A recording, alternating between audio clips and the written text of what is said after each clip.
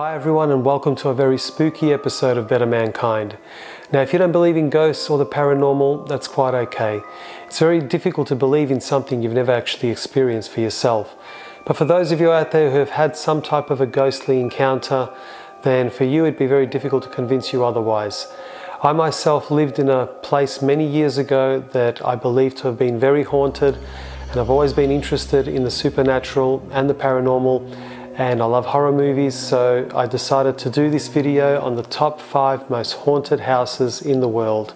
So sit back, relax, and feel free to be scared. Number 5, the Monte Cristo Homestead. Situated in the sleepy town of Junee, New South Wales, the Monte Cristo Homestead is regarded to be the most haunted property in all of Australia. Its reputation is derived from the amount of tragic events that have occurred there since it was built in 1885. From the time of its construction up until 1948, the Crawley family owned and resided in the property. During this period, the family witnessed many untimely deaths, including the tragic death of their own daughter Ethel when the nanny accidentally dropped her down the main staircase. Until her dying day, the nanny claimed that an invisible force had pushed the baby straight out of her arms. To this day, young children become very agitated when in proximity of the same staircase. Other tragedies include a maid believed to have fallen from the balcony and a stable boy apparently burned to death on the property. Perhaps the most heart-wrenching of the Monte Cristo tragedies was that of Harold Steele. Harold's mother was a caretaker of the homestead and kept her intellectually challenged son chained to their cottage for over 40 years. When the mother died in her sleep, Harold cradled her body for several days before the gruesome scene was discovered. He was severely malnourished and placed in an institution where he died not long afterwards. William Crawley died in this very room in 1910 from blood poisoning, and ironically years later a pregnant woman bled to death on the same bed, most likely as a result of a botched abortion. The current owner, Reg Ryan, claims that many people that enter the house feel very uneasy and need to leave straight away. A number of people also claim to have seen the ghost of William Crawley himself standing in the doorway of his own room, and the ghost of Elizabeth Crawley is also very present in the house. The new residents of the house have also reported ghostly figures, strange lights, weird sounds, and animal mutilations that cannot be explained. Number 4, the Sallie House. The Sallie House is located in Atchison, Kansas, and is regarded as one of the most haunted places in the United States. Built on an Indian burial ground between 1867 and 1871, the normal-looking brick house gives you no evidence of its ghostly reputation. But many who have lived there claim that the house contains evil spirits and is haunted by the ghost of a little girl who was later given the name Sally. In the early 90s, the house was brought to national attention when the owners Tony and Deborah Pickman started to have some disturbing paranormal encounters. Tony was even physically attacked, and this was witnessed and documented by the popular television show Sightings. What's most disturbing is that the investigators from the show also endured cuts and burns on their skin while gathering paranormal data from the house. It's called the Sallie House because the daughter of some previous tenants had an imaginary friend named Sally, and she is believed to be one of the spirits haunting the house. When Tony Pickman drew a picture of the ghost, the daughter identified it as her friend Sally. Some of the other phenomena experienced by the Pickmans included wall-hung pictures turned upside down, strangely melted candles and burnt finger marks, multiple photo anomalies. Tony had an actual sighting of Sally on Halloween morning 1993. Also, while napping, Tony heard a woman's voice say, "Here's your remote," as the TV remote control was placed on his chest by unseen hands. Number 3, the Villisca Axe Murder House. The events that took place in this house on the 9th of June 1912 is the bloodiest mass murder in Iowa history and guaranteed to give you nightmares even when you're awake.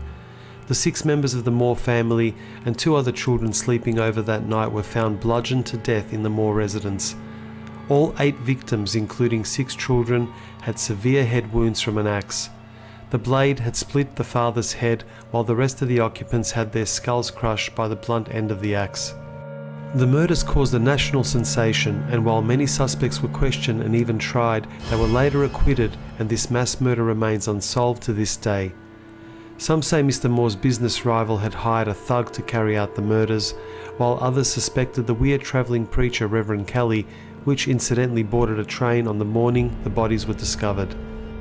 Whether it's the overwhelming nature of the crime or the fact that these murders remain unresolved, the house has become a very active site for the supernatural. Apparitions have often been seen, and disembodied footsteps and voices are common occurrences. Many people report they have seen and heard children laughing and then crying, as well as some children telling others to hide. To this day, the Villisca Axe murder case remains open, enticing amateur sleuths around the globe. The Moore homestead in Villisca is now a museum, and if you have a taste for the gruesome and ghoulish, for around $500 a night, you can even rent the house out for a spooky sleepover.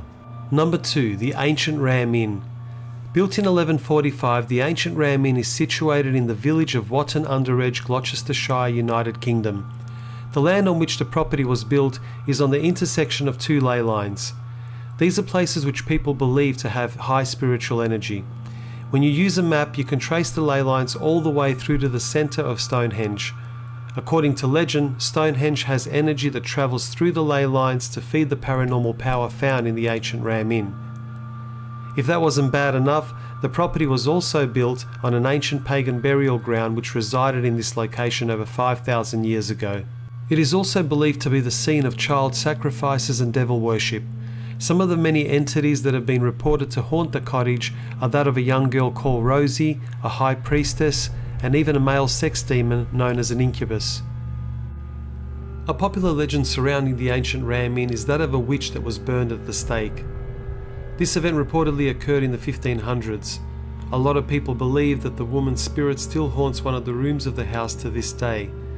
It is reported that the woman took refuge in one of the rooms of the house before she was captured and killed. Today that room is called a witch room. The current owner, John Humphreys, has discovered the skeletal remains of children just under the staircase. Broken daggers were also found within the skeletons. Until this day, he claims to be haunted and attacked by various entities in the house on a regular basis. One of the most haunted rooms is called the Bishop's Inn. The room is found on the first floor of the house. When the inn was still a bed and breakfast, many of the guests would refuse to sleep in this room. Those who decided to be a little more daring ended up fleeing in the middle of the night. It is said that the ghost of a monk haunts the room on a regular basis. Other guests have also fled from the house in the middle of the night after claiming to have seen furniture flying around the bedrooms, visions of a little girl wandering the hallways, and have even been pushed down onto a bed by a randy incubus. Number 1. The Amityville Horror House. This is by far the most documented and notorious haunted house in the world. It is located in the sleepy seaside town of Amityville and an hour's drive from New York. And although many people argue that the entire story was nothing more than an elaborate hoax, I myself believe otherwise. Let me start at the beginning. On November the 13th, 1974, 6 members of the DeFeo family were tragically shot to death while they slept in their beds. Even to this day, how these murders were carried out remain unsolved and shrouded in mystery. One of the main anomalies surrounding the murders is the fact that none of the neighbours heard any of the gunshots despite their close proximity to the DeFeo house. Each family member was shot with a .35 Marlin rifle. Now, to give you an idea of how loud this gun actually is, I found a YouTube video of someone demonstrating the same gun. Let's have a listen.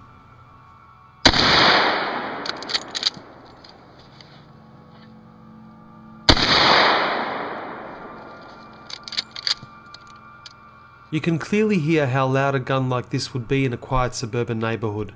Have a listen to what Ronald DeFeo's attorney had to say.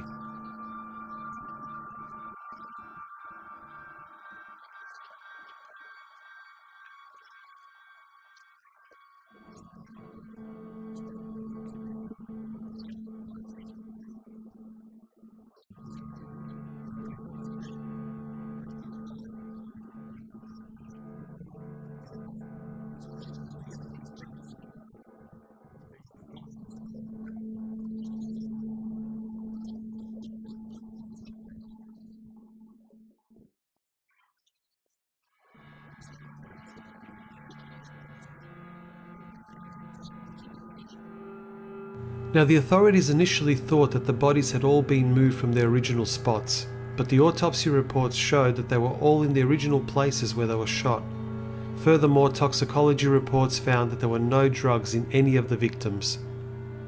Let's think about this logically. If you were to hear shots fired in your own home, wouldn't your first reaction be to run for your life or at least look for a place to hide?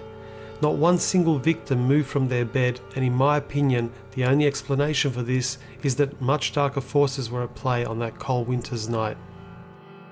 On December the 4th, 1975, Judge Thomas Stark sentenced DeFeo to 6 concurrent sentences of 25 years to life. He's currently held at Greenhaven Correctional Facility in the town of Greenhaven, New York, and all of his appeals and requests to the parole board to date have been denied. On December the 18th, 1975, the Lutz family moved into the DeFeo home. Even though it had only been 13 months since the murders, they discussed the events that had occurred in the house and came to the decision that they would all be okay. At no point did they ever consider the possibility that there could be any residual leftover from the gruesome murders. Even though the family didn't have a problem with the home's history, they still decided to have it blessed by a priest. While blessing one of the rooms, the priest heard a voice telling him to get out and was also slapped by an invisible entity. George Lutz also found himself waking up every morning at around 3:15 a.m, which ironically was around the same time the DeFeo family was murdered. Kathy Lutz would have vivid nightmares of the DeFeo tragedy. She would experience in detail where the bullets went in and out of Mrs. DeFeo's body, as well as determine who died in what order. This was later confirmed by Ronald DeFeo's attorney, who told Kathy that her visions were totally in line with what the police had discovered. None of this information was ever published or leaked to the public.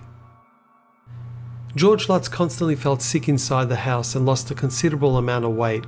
He started to undergo extreme personality changes and would yell at his wife and family for no apparent reason. He was also constantly chopping wood for the fireplace, but no matter how hot it got inside, he just wasn't able to get warm. His wife at one stage felt that she was embraced by a female entity and would often find swarms of flies in various rooms, which was highly unusual in the middle of winter. Their daughter Missy told her mum that she had a friend named Jody that would represent herself as a large pig with bright red eyes. Jody told Missy that she was happy they were living there and that she was going to live there forever, which George and Kathy found quite disturbing. The family would often hear weird noises and footsteps throughout the night and would experience unusual temperature changes that would occur at random. They also found a black substance coming out of the toilet that just couldn't be explained. On the 13th of January 1976, only 28 days after moving in, the Lutz family left their house and all of their belongings and never returned to 112 Ocean Avenue. Even though the family owned a successful business, they did pour a lot of money into the house, and they were never known to be storytellers or scam artists. By all accounts, they were just a normal young couple trying to raise their kids in what initially seemed to be their dream home. 5 months after they fled the house, it was sold at a substantial loss and everything in the home was auctioned off. 20 days after the Lutz family fled their house, New York TV station Channel 5 called in a celebrated pair of psychics, Ed and Lorraine Warren. At the time, they were famous for investigating the paranormal and supernatural. The TV station also assembled a group of other accomplished psychics to help with the investigation. Soon after the Channel 5 news team and their reporter Marvin Scott arrived at the house, people started behaving in a very unusual manner.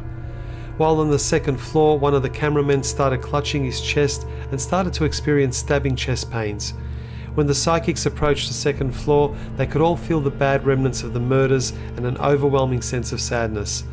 One of the psychics saw a young girl crying, and during the seance, Lorraine Warren sensed an evil demonic presence that was separate from the murdered spirits of the DeFeo family.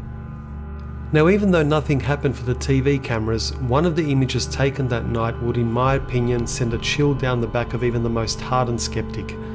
One of the cameras was set up on a tripod on the second floor and automatically shot off a flash photograph every few minutes. One of those photos shows a distinct figure of a little boy standing in front of the doorway, peering over the staircase.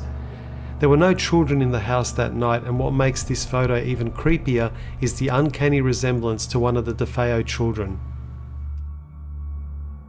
There have been many people over the years that have tried to discredit the Amityville Horror as nothing more than a well-concocted hoax. But both George and Kathy Lutz stood by their story until the day they died. In 1979, They both took a lie detector test concerning the events in the house and passed with flying colours. Well, I hope you enjoyed this video, and if you yourself have had a ghostly encounter, I would love to know about it. I've created a short survey in the description below. Please click on it and fill it out and let me know about your own experience. If you liked the video, give me the thumbs up and please subscribe to my channel. As always, thank you for watching, take care and be good to each other.